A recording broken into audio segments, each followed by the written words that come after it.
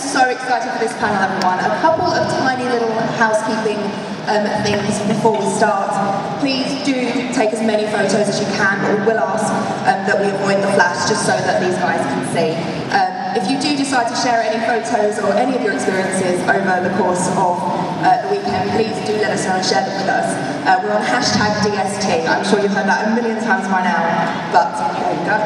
So without any further ado, we're going to try and get all of your questions answered today. We have two gorgeous roving mics somewhere.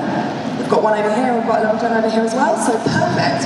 So, please join me in welcoming Mr. Anthony Rapp, Anson, Cruz, Peck, Shazad, Latif, and Sprang.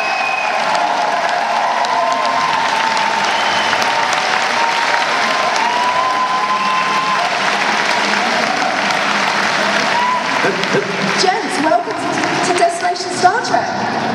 Hello. Yes. It's Anthony's birthday today. It is indeed. So I think we've got. To you, happy birthday to you. Happy birthday, dear Anthony. Happy birthday to you.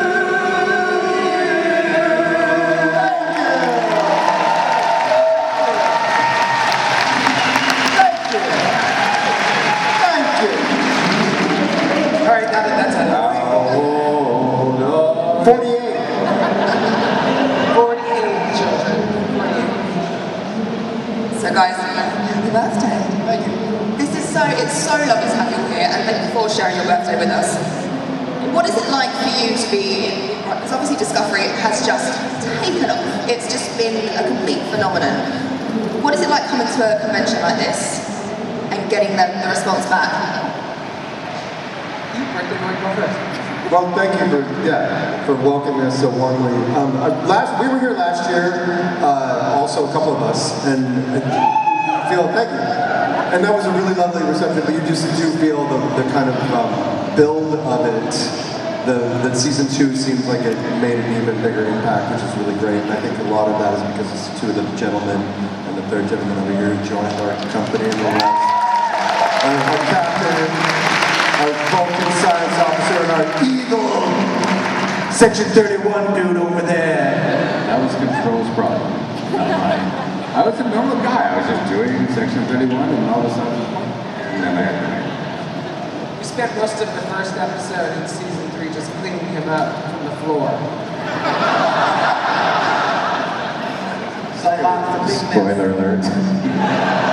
No, it's been amazing. I mean, this has been an incredible experience. Last year and this year, we didn't know what to expect when we walked in last year, but the reception this year has been unbelievable, and we're so grateful for it. You know, I still pinch myself every day. You know, sometimes we're on set and I'll look over at Anthony and say, we're on Star Trek. It was so exciting for me to join this cast because they're so incredibly talented. Watching the first season just made me even more intimidated about coming on board. And one of my earlier scenes when Spock was first speaking, I had with Stamets here. And I was so nervous and excited. He was like, I get to see the Spock. And I was like, oh, yeah, that's pretty, I'm Spock. That was wonderful. And you guys have been amazing too, so thank you. And it is kind of incredible how Discovery hasn't been afraid to dive into the legacy of Star Trek, bringing Spock into it, bringing Christopher Pike into it. These are really, it's a bold move, really, when you think it was the first series to come in about 10 years, I think, from the last. Is that something that you guys enjoyed or were aware of? That did it feel like a risk at all, or was it just, yeah, let's go for it? You take that. That's you know, getting cast in Star Trek is, you know, whenever I told my actor friends, the response was usually, "Fuck you, get out of here, you're not Mr. It's a rite of passage that very few need to take. So it has a real, people coveted. Everybody wants to be in Star Trek, just like everybody wants to be in a Western. Or, I don't know, it's because you're not just joining a show. It's like I said last night at the opening ceremony, you're joining a culture. And that was not lost on me, especially me. I started watching Star Trek when I was 8 years old, so it's just, it was one of those things that I never, wasn't even on my bucket list because I never thought I would ever be in Star Trek. And so when the call came, it was just surreal. I think that the producers, the writers, and everybody really wanted to pay homage to who brought us here, right? And I think that episode, where we referred to the Cage and Pike's storyline was an opportunity to do that, and the response to that episode was overwhelming. So, it was exciting. Also, I think, no, never mind. I was going to say something that's not true. But I think I think that the original creators and producers, they were always mindful of the fact that we're going to be bumping up against some of the, believed notions about what things were, and they wanted to show how maybe in the early days of Starfleet things weren't quite always so rosy, but you had to go through the darkness to come out into the light, and then to follow that up to the first season with Pike, who was such an epitome of the light of Starfleet, was a really great way to do that, and then to bring in Spock in the way, which, recognizing, I think it took courage because they recognized that it was perhaps risky to do that and to not step on anything, but to create something new that would still fit. And then we had the incredible Ethan Peck, who brought such heart and care to it. None of that would have happened if it weren't for these people bringing their whole hearts and souls to it. But I think there was always awareness that it was, walking a fine line, but with real intention of doing something new, but also, like you said, standing on the shoulders of what came before. And in all honesty, Wilson and I were just talking about this back there. When I first got cast, they asked me to come on the show. It was only supposed to be 2 or 3 episodes. And then Alex turned it around and we went to Starfleet Academy together. And then it turned into that with Soneqa's character, that I was responsible for her parents' death and all that. And then it just kind of went from, it was like episode to episode to episode. And I kept getting these scripts, and Alex Kurtzman and myself kept talking, and it just suddenly turned into, they pulled me aside one day and said, okay, well, this is what's going to happen to you, you're going to be a robot. And at one point, they had designed my head where I turned into a robot, which they didn't do, it just turned into my eye. But yeah, so it was just amazing. It was an amazing journey for me that whole year to go from basically what I thought was a couple of episodes to turning into this really bad guy becoming a robot. Yeah, it was a surprise to me. And so the whole journey has been incredible. And with these people, we've all become really close friends. It was just such an amazing year that we had. And because the first season where I came down to WonderCon with Michelle Yeoh and I, and then fighting Michelle Yeoh, oh, really? So all the fights that I had to do, it was amazing. So it's just been incredible. Everyone was amazing. So great, right, okay, we're going to get some audience questions, so if you throw your hands up as high as you possibly can so our gorgeous roving mics can kind of spot you all. Do we have someone to... Perfect, thank you. Let's just hear them. Hi,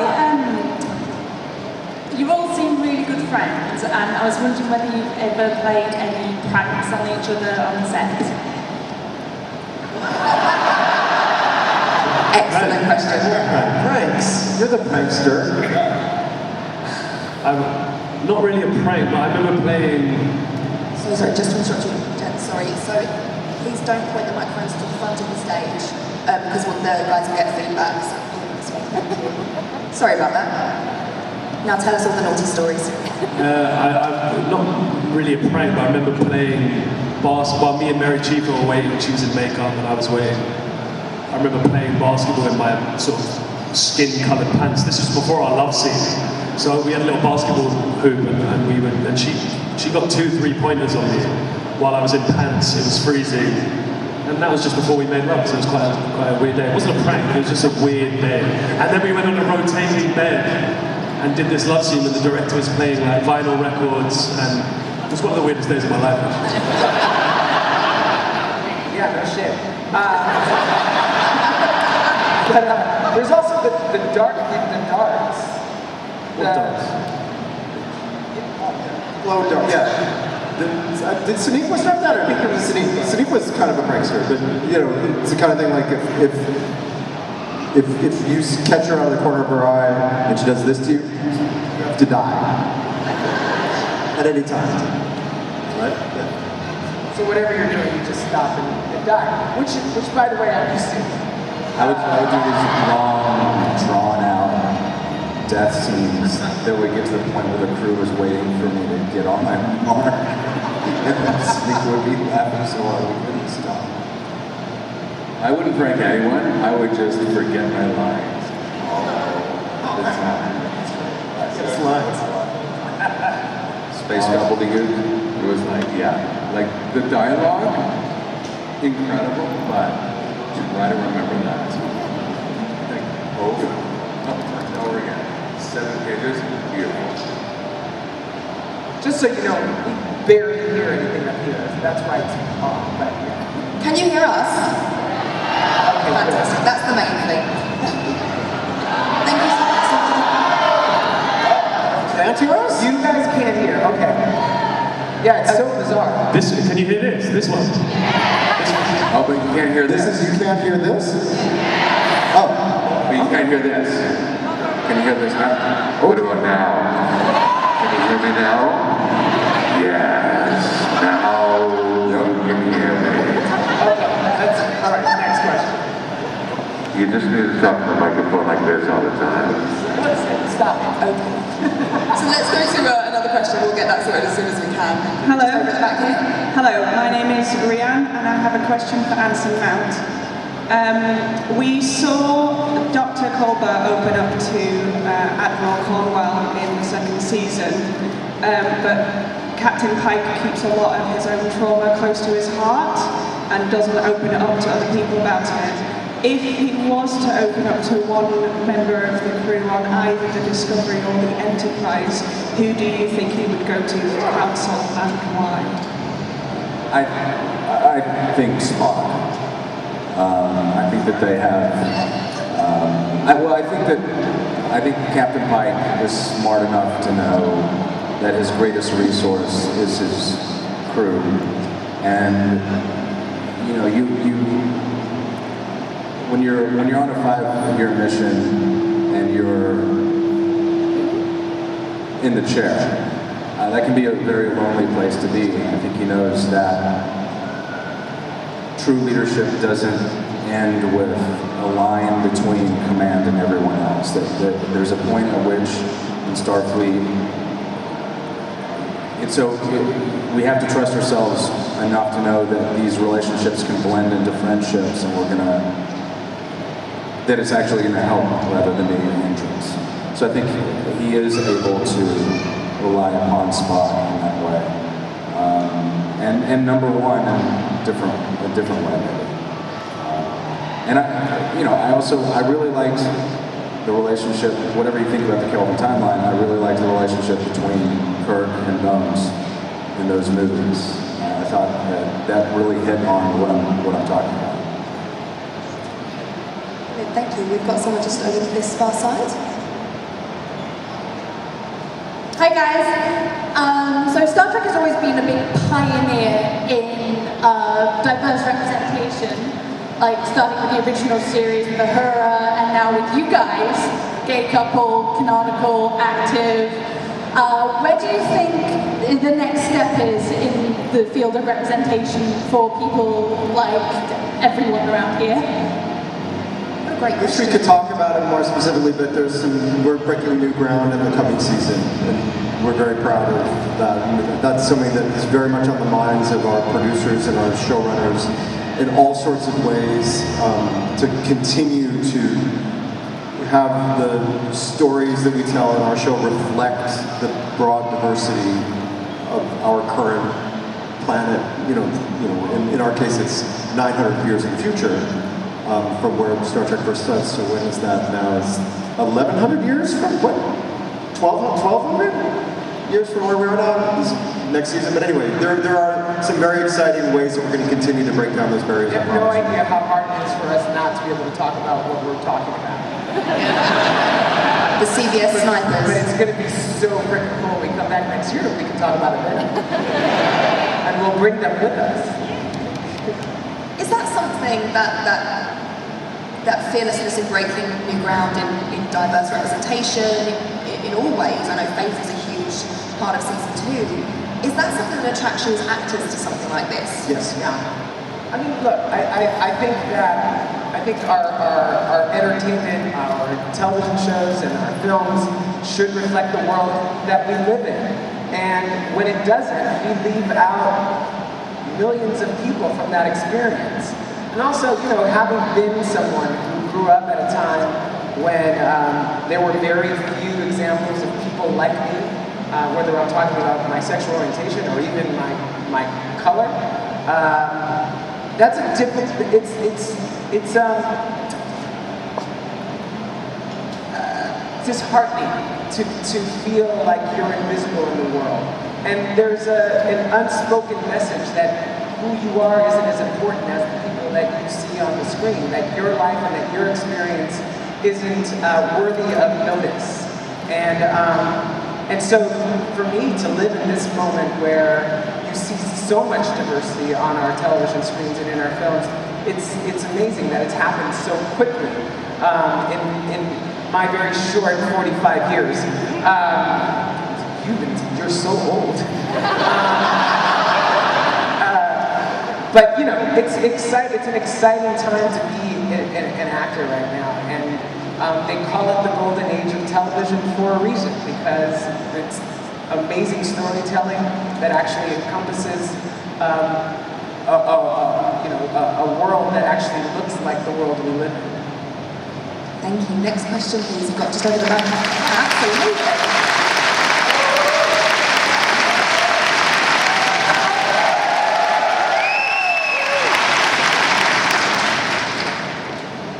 First thing, happy birthday. Thank you.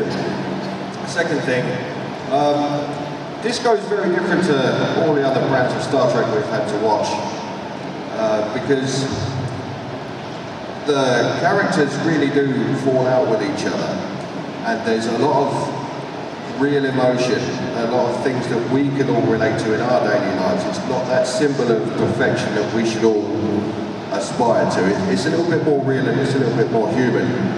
How does that excite you as actors for maybe future storylines and things that you could bring your talents to bear? You had some wonderful stuff with Michael. You don't want to talk about it? Yeah. It's your birthday. I'll do that, I guess.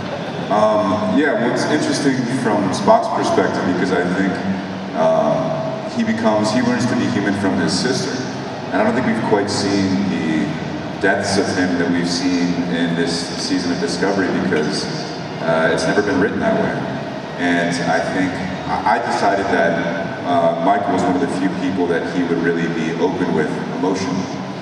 And we had some amazing opportunities to be human together and for Spock to learn from Michael. And so, yeah, it was a very sort of human and emotional season for Spock at least. Again, without spoiling anything, there's some really wonderful stuff, I think, this coming season about, we're all in this new future together. There's no secret of that. And how that affects people, we've left everything behind. And so those dynamics, what that brings up for people is really interesting. That the writers aren't shying away from thinking, okay, we're in the future, it's all handled. That any human being, you go into something completely new, you lose everything you had. Even if you're ready to do that, it's still going to have some ripple effects. So the writers continue to explore mining the depths of what all the characters are going through. They don't treat anything, casually or in a shallow manner, and so we're really grateful for that. Sorry, but I find the diversity, not just between you guys and you and the Klingons and you and the discovery of Spock and and of Empire 2 and me coming on board. It just, all of like our relationship that we had before and my change and your change and, you know, Spock becoming, you know, new to the transition from Star Trek to, and the relationship between Shazad and myself was, and Michelle, and bringing her, like, between two different dimensions. I just found, it's not irony, it was just, I just found like a beautiful transition, and Sneak was always great at this. She has, you know, such great articulation about, you know, the show, but there's so much diversity in the show, and it's beautiful. And I did, the other show I did before, Shadowhunters, was the same thing. It was about diversity and relationships and, you know, people, you know, meeting and wanting to be together. And I found that even though I'm a Star Trek fan, I found that this production was, you know, beyond amazing for that. And for me, like I said, like getting a new script every single week was a brand new challenge for, I think, for all of us. And to experience you guys reading together was just magic. Like to watch, honestly, Wilson and Anthony, it was beautiful. So I think for all of us, it's just been amazing, and we're very lucky. And we're very lucky to have you. Thank you.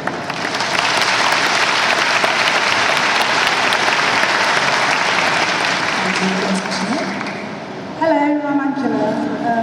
First of all, I want to thank you all for the wonderful portrayals you've made. I really enjoy watching the show. If each of you could play a different character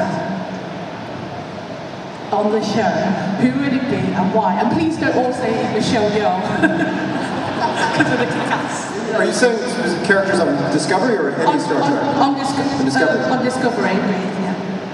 I didn't hear the. Don't say Michelle Yeoh. We can't be Emperor George. It's really great.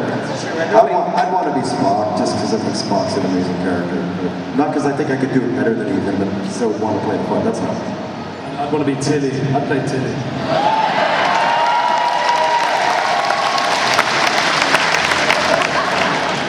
You kill it.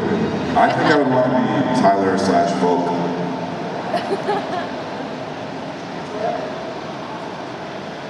Like me so much.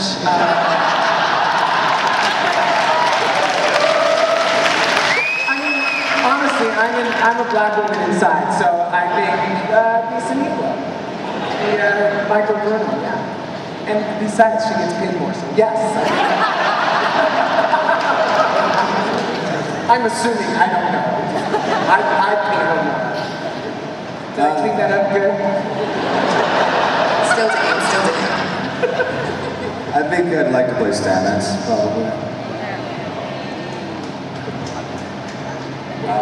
Peck, for sure. Definitely. Yeah. Pike, for sure. Pike. Down the back here, halfway stone home. Perfect, thank you. Hiya, my name is Dan. Just want to say thank you for being here and happy birthday to Anthony. So we all have our personal heroes in Star Trek. I've followed Anthony since Ren. My friend Becky fully intends to marry Shazad.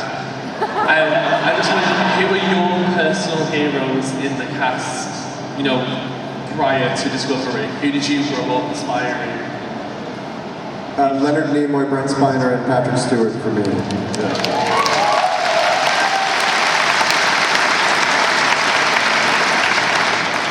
Going down the line, we're all going to say Patrick Stewart. I was going to say Michelle, working with Michelle. I'm a huge martial arts fan, Bruce Lee fan. She's worked with people that you know, and her, Crouching Tiger, all of that stuff. So to get to do fight stuff with her was just absolute madness. So I can't really place it.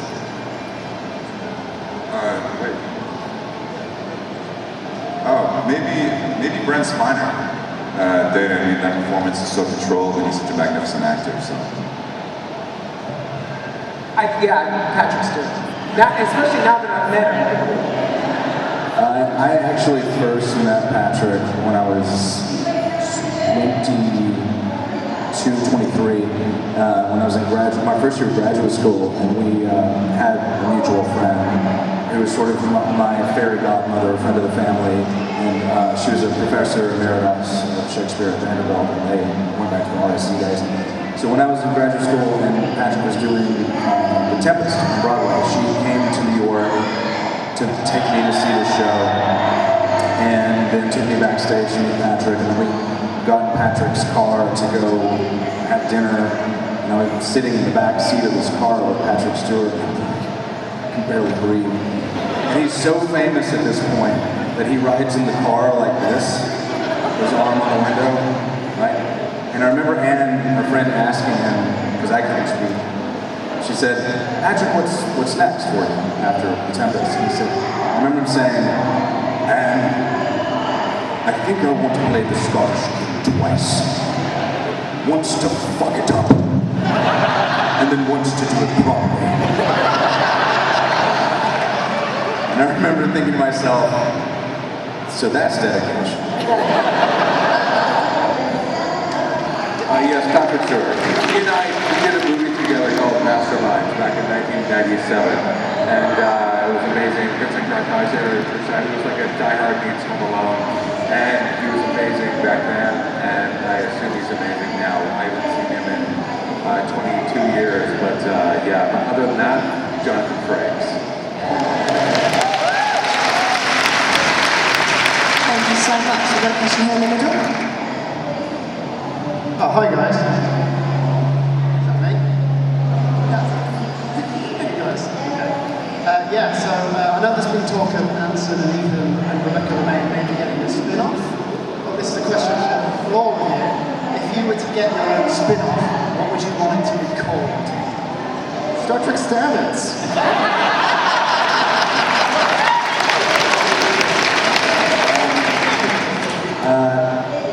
Not Star Trek Pike. I think something like Star Trek Origins would be cool, maybe. I don't know, what do you think?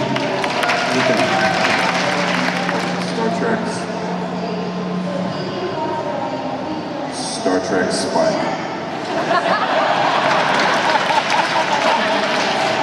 I think my one's called Section 31, I think. I don't know, that's maybe the name.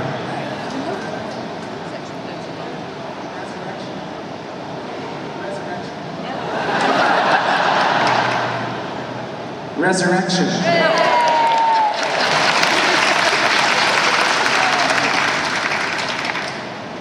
this how we know it's over? No. That's why they start throwing myself. Okay, so where is our next question? Right in the corner here, fabulous. Hi, I'm Lindsay. This is a question for Ethan. Obviously, Zachary Quinto spent a lot of time with Leonard Nimoy before he played Spock. And I just wondered if either of the representations that have previously been presented to us of Spock were a particular inspiration, or whether you decided with the producers to take Spock down a different direction in Discovery. Yeah, so because my Spock is in the prime timeline, I was solely focused on Nimoy's performance. I loved what Zachary Quinto did. I'm a big fan of those films, but ultimately, my Spock is Nimoy's Spock, and so I really paid attention to the way he spoke and spent time with his episodes and read his books. And I'd like to think that they added a lot of, as I mentioned earlier, a lot of layers to him, to the inner workings of his mind and his heart. So, yeah, I was focused really on Nimoy's Spock. My favorite story is my favorite is the first read-through that Ethan showed up at. We're doing our table reads, and I'm eating something and not paying much attention until I get to my scene, and he gets to his first scene, and I'm looking down, and he said his first words, and I was mid-bite, and I was like, holy shit. Because he had the voice, he had the whole thing down, and it was just shocking. And then he looks like that. You could feel the vibrations of his voice, like the rumble of the basso voice in the table. Like that's what it felt like. Thanks.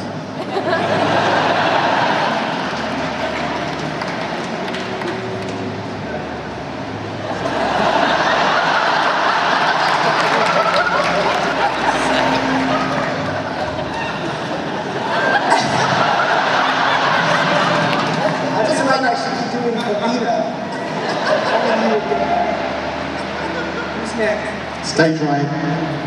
Fantastic, thank you. Hi, I had a question for Shazad. You obviously play two very, very different characters. Do you have any kind of rituals or little methods to try and get you to do that hard switch between the two of them? To do the switch, right? Yeah. Because I only did the switch mainly in one scene, episode 11, like a big, like, you know, you actually see it happening. Me and Sonika, the director TJ of that episode let us do like 15-minute takes, and so we did about 5 or 6 just over and over, and it was the whole day that scene. But I didn't want to. I think you just have to go into something like that. I don't think you can plan just like when you're going to switch or when you're going to do. Obviously, there's bits in the script that you obviously take from, but I didn't have any special way of doing it for that particular scene. Yeah, I don't know how to, it's hard to sort of analyze it. I don't know. I don't want to correct you in front of all these people, but once before episode 10. Just one. Oh, yeah. Yeah, but that's very quick. Yeah, I'll say it. That was more physical, you know, but then... Didn't need to practice that. You just thought you were cracking my neck, right? Yeah. It was a little massage. Chiropractic skill. Hello. Question for all of you. Of your characters, what is it that you've enjoyed most about bringing them to life? Is there anything specific you've done? Anything you've performed with any of your castmates and stuff like that? Anything specific that you've all enjoyed specifically about the parts you've played? For me, I was just saying, for me, I just enjoyed playing like an action dude who you got to see the vulnerable side of. That was always what I wanted to do with Tyler, and that was what I enjoyed the most. You see in a guy who can get a little bit emotional, and you rarely see that with a sort of punchy, kicky guy. So I really enjoyed that. Yeah, and just making, like going from a human to a computer was not a huge challenge, but it just, like going from one level to the next was amazing, but also making them as vulnerable as possible. And I think especially working with Sonika, she makes so much, vulnerability in the show that, I don't know, she made my job, and Michelle Yeoh too, just made my job so much easier, but not you, Shazad. He was fantastic, like amazing, like both, like to go from, Klingon to human, and that's what we got to do. And we're given this challenge every week, and like I said before, the diversity has made it inspirational and beautiful. I really like saying, do this, do that, like people do it. Because that's just not how life works for me normally. You can ask my wife. I'm so not a leader. When I go on my camping trips with my buddies, they just say, Anson, gather wood. Anson, watch this. It's fun to play things, Okay. I just do what he says. I think what I love about him is, and what I love about what the writers have done is that his sudden death wasn't just taken lightly. It wasn't something that just happened and all of a sudden he came back and it was over. That he actually went through something and it affected him in a way that forced him to realize that he needed to do things differently in his life, to not take things for granted, that our life here, that our time here is short, and that we need to take advantage of that time while we're here. And I love the evolution of who he's become since that happened to him, because it happened to him, and that was the cause of it, really. It's really been fun. There's so many different colors and layers that I get to play, and started off kind of on the really high snarky end and kind of flinty end, mostly because Lorca was such a dick. And it's not like that doesn't totally disappear happily. It's fun to. Those moments are really fun to play, but that it's really tempered by some vulnerability and depth, and especially the connection between Hugh and Paul, the connection between Paul and Tilly. There's some really wonderful stuff with a couple new characters this season. That is, and then also I get to really spar with Tignataro. That's the snarky side. So it's the wide array, the spectrum that I get to play is really, and also to play somebody really smart and really brilliant, really fearless is really, it's inspiring. Yeah, I think probably finding the moments of relaxation for Spock, because I think oftentimes he's the smartest guy in the room, or thinks he is.